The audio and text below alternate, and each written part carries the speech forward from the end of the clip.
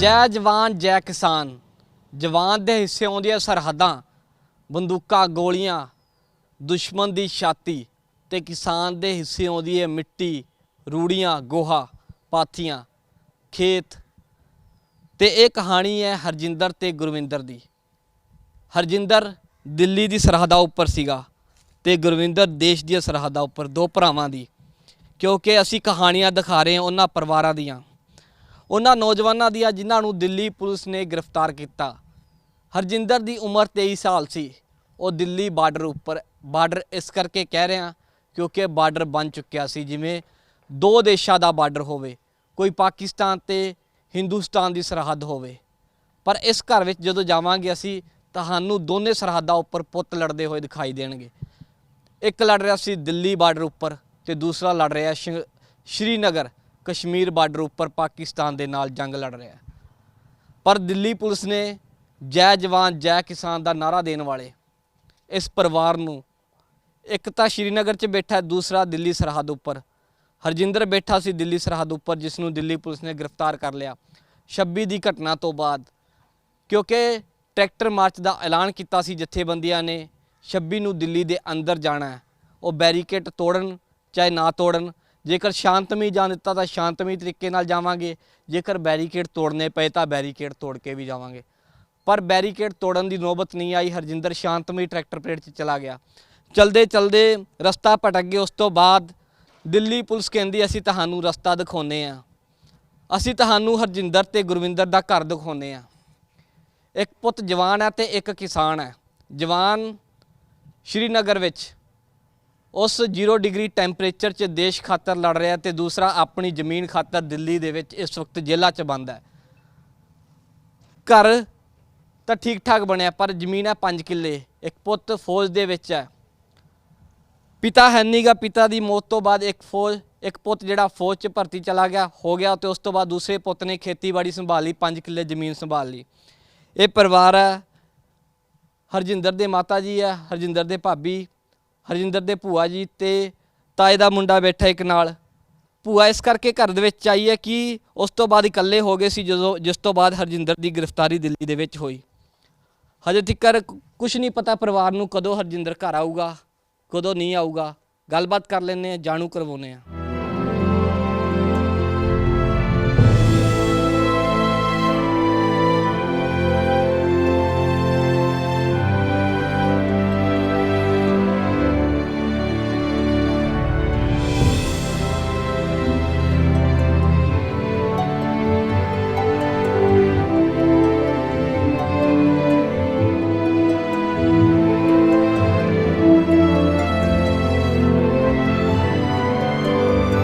नहीं सोचा सी हरजिंदर की दिल्ली दे विच गिरफ्तारी होगी। किसानी हक मंगते मंगते गिरफ्तार हो गया। माता उसके साथ मौजूद है।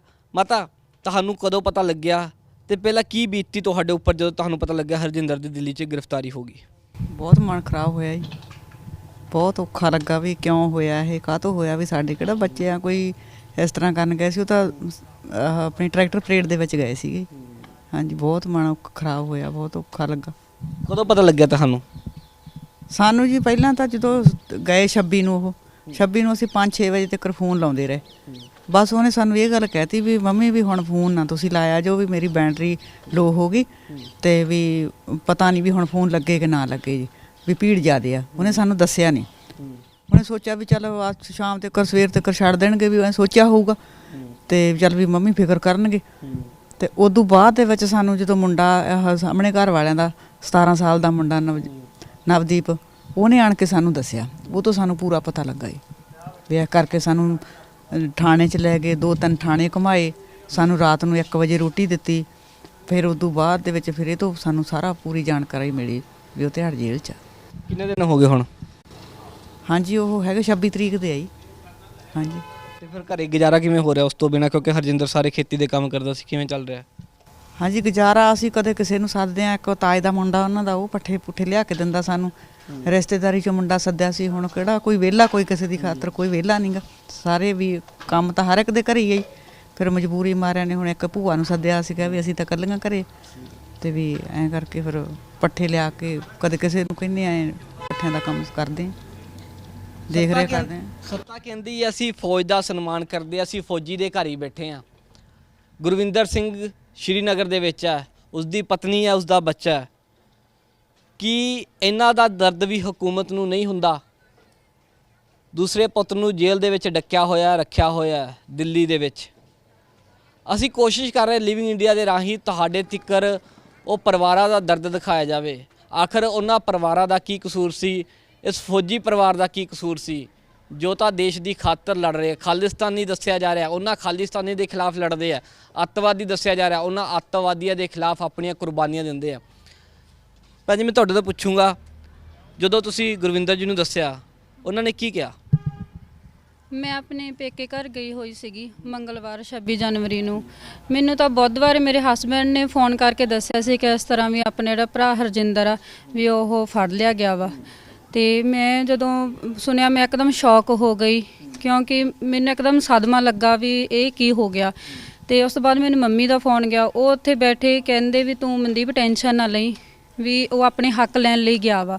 ਤੇ ਜੈ ਜਵਾਨ ਜੈ ਕਿਸਾਨ ਦਾ ਉਹ ਨਾਰਾ ਦੇ ਰਹੇ ਸੀਗੇ ਤੇ ਕਹਿੰਦੇ ਸੀ ਕਿਸਾਨ ਮਜ਼ਦੂਰ ਏਕਤਾ ਜਿੰਦਾਬਾਦ। ਤੇ ਮੈਨੂੰ ਕਹਿੰਦੇ ਤੂੰ ਟੈਨਸ਼ਨ ਨਹੀਂ ਲੈਣੀ ਗੀ, ਕੋਈ ਗੱਲ ਨਹੀਂ, ਵੀ ਮੈਂ ਇੱਥੇ ਖੜਾ ਏ, ਮੈਂ ਪੂਰੇ ਪੰਜਾਬ ਲਈ ਪੂਰੀ ਇੰਡੀਆ ਲਈ ਦੀ ਰੱਖਿਆ ਕਰਦਾ ਵਾਂ। ਤੇ ਉਹ ਆਪਣੇ ਹੱਕ ਲੈਣ ਲਈ ਗਿਆ ਵਾ। ਕੀ ਸੋਚਦੇ ਹੋ ਜਿਹੀ ਹਕੂਮਤ ਬਾਰੇ ਜਿਸ ਖਾਤਰ ਆਪਾਂ ਦੇਸ਼ ਤੇ ਕੁਰਬਾਨੀਆਂ ਦਿੰਦੇ, ਸ਼ਹੀਦੀਆਂ ਪ੍ਰਾਪਤ ਕਰਦੇ, ਉਹੀ ਹਕੂਮਤ ਜਦੋਂ ਆਪਾਂ ਆਪਣੇ ਹੱਕ ਮੰਗਦੇ ਹਾਂ, ਉਸ ਹਕੂਮਤ ਦੇ ਹੱਕ ਬਚਾਉਣ ਵਾਸਤੇ ਆਪਾਂ ਦੇਸ਼ ਦੀ ਸਰਹੱਦਾਂ ਤੇ ਖੜਦੇ ਹਾਂ, ਜਦੋਂ ਆਪਣੇ ਹੱਕ ਮੰਗਦੇ ਉਸ ਤੋਂ ਬਾਅਦ ਜੇਲ੍ਹਾਂ ਹੁੰਦੀਆਂ। ਬਹੁਤ ਮਾੜਾ ਇਹ ਸਰਕਾਰ ਦੇ ਲਈ। ਹੁਣ ਸਾਡੇ ਪਰਿਵਾਰ ਦੇ ਵਿੱਚ ਸਿਰਫ ਮੈਂ ਤੇ ਮੇਰੀ ਮਾਤਾ ਮਗਰੋਂ ਆ। ਹਰਜਿੰਦਰ ਸਿੰਘ ਸਾਰਾ ਕੁਝ ਪੂਰੀ ਜ਼ਿੰਮੇਵਾਰੀ ਘਰ ਦੀ ਸੰਭਾਲ ਰਿਹਾ ਸੀਗਾ, ਕਿਉਂਕਿ ਮੇਰੇ ਹਸਬੈਂਡ ਡਿਊਟੀ ਤੇ ਆ। ਉਹਨਾਂ ਨੂੰ 8 ਸਾਲ ਹੋ ਗਿਆ ਡਿਊਟੀ ਕਰਦਿਆਂ ਨੂੰ। ਹੁਣ ਉਹਨਾਂ ਦੀ ਗ੍ਰਿਫਤਾਰੀ ਦੇ ਮਗਰੋਂ ਸਾਨੂੰ ਬਹੁਤ ਜ਼ਿਆਦਾ ਔਖਾ ਹੋ ਰਿਹਾ ਵਾ। ਅਸੀਂ ਕਦੇ ਕਿਸੇ ਦੀ ਹੈਲਪ ਮੰਗ ਰਹੇ ਹਾਂ, ਕਦੇ ਕਿਸੇ ਦੀ ਹੈਲਪ ਮੰਗ ਰਹੇ ਹਾਂ। ਮੇਰੀ ਸਰਕਾਰ ਅੱਗੇ ਇਹੀ ਦਰਖਾਸਤ ਆ ਕਿ ਵੀ ਉਹਨਾਂ ਨੂੰ ਜਲਦ ਤੋਂ ਜਲਦ ਰਿਹਾ ਕੀਤਾ ਜਾਵੇ ਤਾਂ ਕਿ ਉਹ ਘਰੇ ਆ ਸਕਣ। ਦਰਖਾਸਤ ਵੀ ਕਰਦੇ ਹਾਂ ਅਸੀਂ, ਹਕੂਮਤ ਤੋਂ ਸਵਾਲ ਵੀ ਕਰਦੇ ਹਾਂ। ਲਿਵਿੰਗ ਇੰਡੀਆ ਰਾਹੀਂ ਵੀ ਸਵਾਲ ਕਰਦੇ ਆ ਤੇ ਪਿੰਡ ਰਾਹੀਂ ਵੀ ਸਵਾਲ ਕਰਦੇ ਆ, ਕਿਉਂਕਿ ਪਿੰਡ ਸਾਰਾ ਹੀ ਇਹ ਸਵਾਲ ਪੁੱਛ ਰਿਹਾ, ਪੰਜਾਬ ਪੁੱਛ ਰਿਹਾ, ਪੂਰਾ ਹਿੰਦੁਸਤਾਨ ਪੁੱਛ ਰਿਹਾ ਕਿ ਆਖਰ ਹਰਜਿੰਦਰ ਦਾ ਕੀ ਕਸੂਰ ਸੀ। ਭੂਆ ਜੀ ਨਾਲ ਹੈ। ਭੂਆ ਜੀ, ਕੀ ਲੱਗਦਾ ਤੁਹਾਨੂੰ ਹਰਜਿੰਦਰ ਨੇ ਕੋਈ ਗਲਤੀ ਕੀਤੀ, ਕੋਈ ਕਸੂਰ ਹੋਇਆ ਉਸ ਤੋਂ? ਪੁੱਤ ਸਾਡੇ ਤਾਂ ਬੇਕਸੂਰ ਕਹਿੰਦੇ ਬੱਚੇ ਗ੍ਰਿਫਤਾਰ ਹੋ ਗਏ, ਬਿਲਕੁਲ ਨਹੀਂ ਉਹਨਾਂ ਦੀ ਕੋਈ ਗਲਤੀ ਸੀ। ਪੰਜਾਬ ਨੇ ਮਾੜਾ ਸਮਾਂ ਦੇਖਿਆ ਹੋਇਆ ਹੈ। 84 ਦੀ ਗੱਲ ਕਰੀਏ, 47 ਦੀ ਗੱਲ ਕਰੀਏ, ਉਸ ਤੋਂ ਪਹਿਲਾਂ ਗਦਰੀ ਬਾਬਿਆਂ ਦੀ ਗੱਲ ਕਰੀਏ, ਜਦੋਂ ਵੀ ਆਪਾਂ ਜਾਵਾਂਗੇ ਪੰਜਾਬ ਦਾ ਦਰਦ ਹੀ ਝਲਕੂਗਾ ਜਿਸ ਸਮੇਂ ਦੇ ਵਿੱਚ ਵੀ ਜਾਵਾਂਗੇ। ਤੇ ਹੁਣ ਕੀ ਸਮੇਂ ਬਾਰੇ ਸੋਚਦੇ ਜੋ ਹੁਣ ਸਮਾਂ ਹੈ? ਅਸੀਂ ਤਾਂ ਨੇ ਜੀ ਸਾਡੇ ਬੱਚੇ ਜਲਦੀ ਤੋਂ ਜਲਦੀ ਘਰੇ ਆਉਣ, ਕਹਿੰਦੇ ਸਰਕਾਰ ਦੇ ਅੱਗੇ ਇਹੀ ਬੇਨਤੀ ਆ।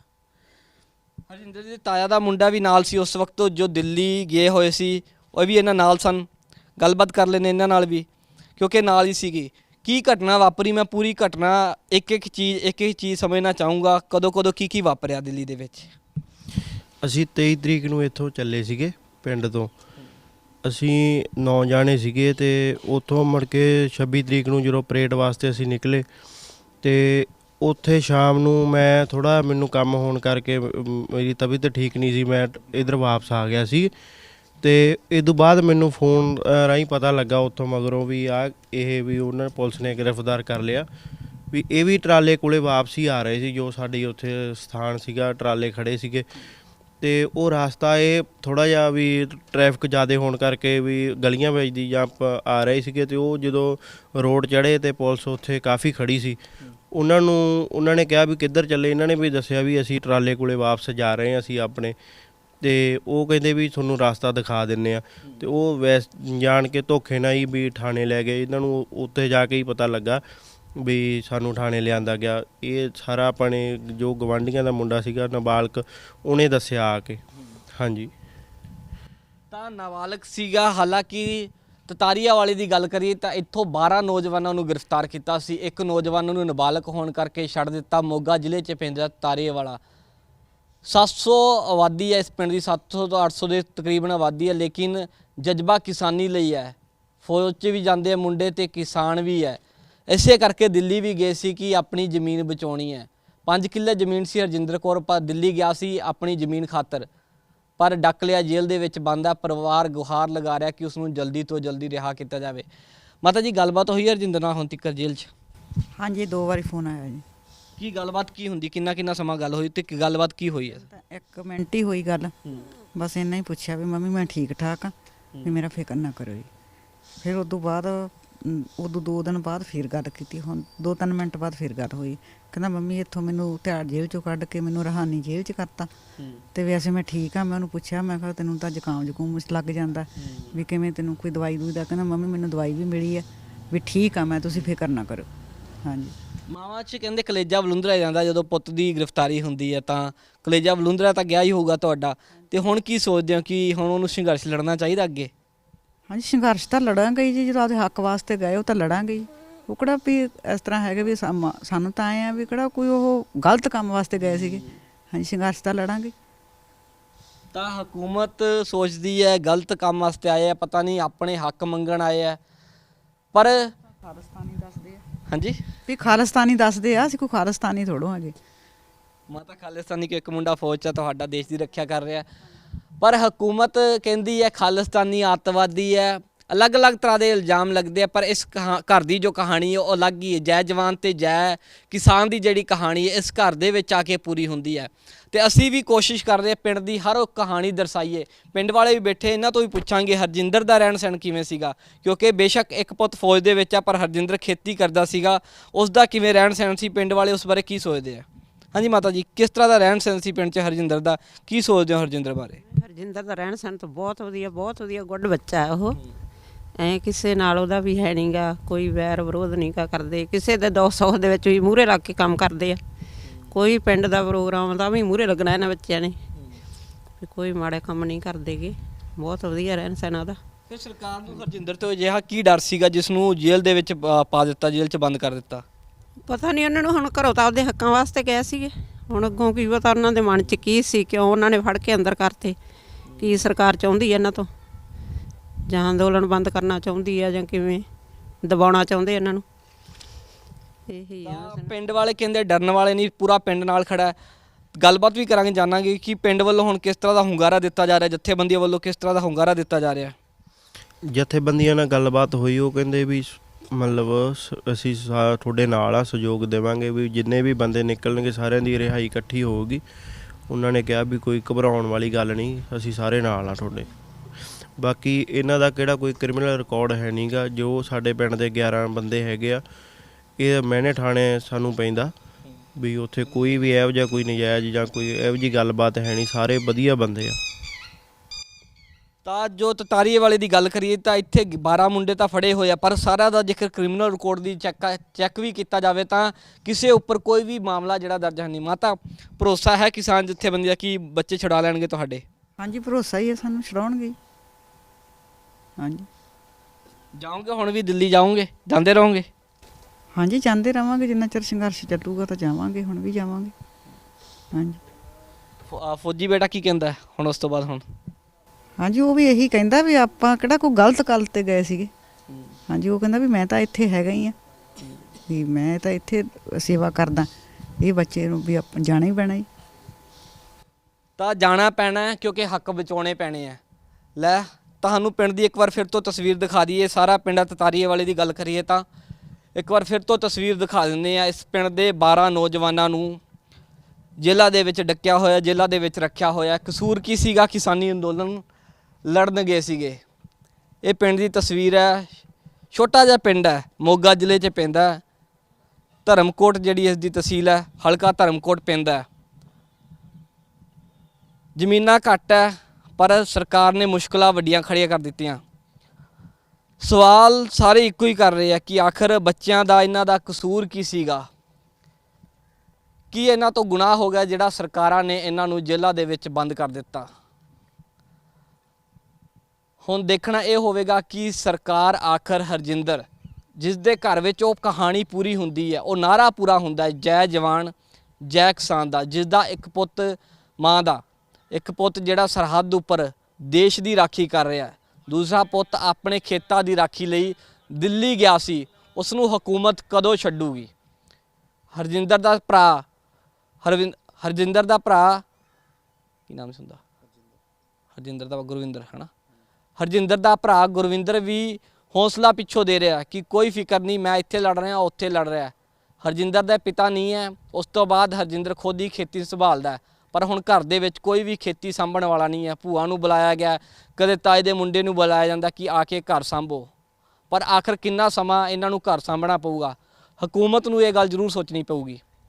ਕੈਮਰਾ ਪਰਸਨ ਨਿਤਿਨ ਦੇ ਨਾਲ Ashu Aneja, living in news, Tatariewala, Moga.